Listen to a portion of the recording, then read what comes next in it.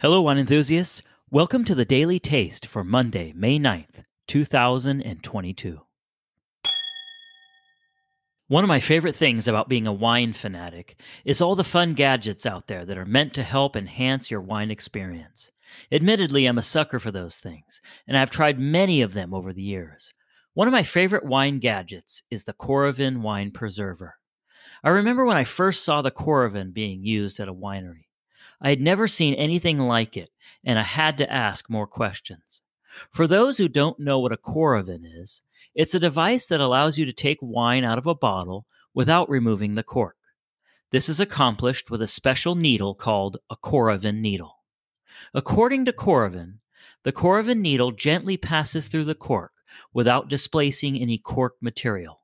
Once the needle is removed, the cork simply expands back to its normal shape.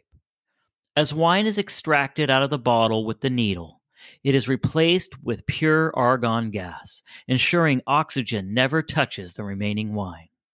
According to Coravin, other wine preservation systems only delay oxidation in the wine, but the Coravin system, every glass you pour tastes as good as the first, weeks, months, or even years later. Being the only red wine drinker in my house, I use my Coravin anytime I feel like a special glass of wine from a special bottle, and I don't want to open the entire bottle. I have friends with large wine collections, and sometimes they want to track the aging of a special wine over a few years to see how it evolves. They use the Coravin to take out a sample over time and follow its evolution.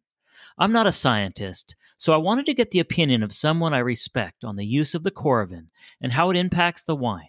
I asked Alpha Omega winemaker and scientist Matt Brain about the Coravin, and here's what he had to say. I think it's a great tool as well. In fact, I was super excited when that product hit the market because it really changes the game in terms of being able to try a wine, sample a wine, check in on a wine, check in on a special bottle, and then hopefully, be able to preserve it for a longer duration. Now, I would say there's two things to consider. Number one, how much wine you remove from it, I really do think matters, because it's not just that there might be oxygen in there, and the Coravin does a good job of replacing, that headspace with inert gas. But there is something about it, and this is anecdotal, and I can't back this up by any science that I've read, but I do think that when you take a lot out of the bottle, it does accelerate the aging of that wine in that bottle.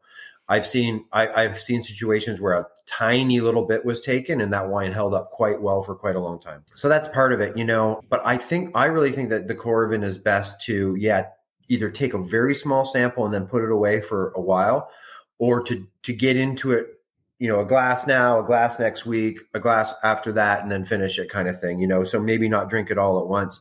I think once again, if it's a young Bordeaux, a young Napa Cab that has a huge oxygen appetite that, that can take on air and really be just fine, I think Coravin's great. A very, very delicate old Pinot that's very fragile. I think we all understand that no matter what we do to that bottle, if it's aggressive in any way, whether it's transport or temperature or light, it's going to impact that wine. And so I would not choose that bottle for long-term aging after Coravin.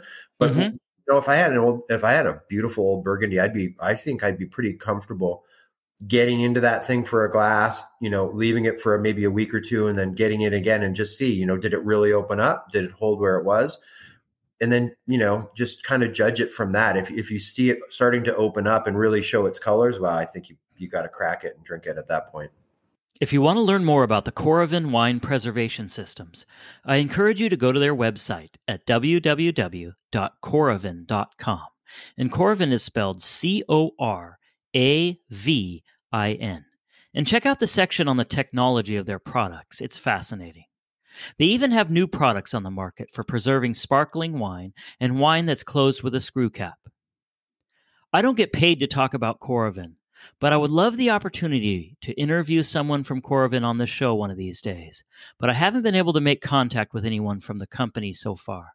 If you know of someone who works for Coravin and would be willing to do an episode with me, please give them the show email, obsessedwithwine@yahoo.com. Finally, remember to go to www.obsessedwithwine.net and sign up for the email mailing list. I'm going to be releasing my first bonus episode exclusively for mailing list subscribers in the near future. Thank you very much, and we'll see you tomorrow. Cheers!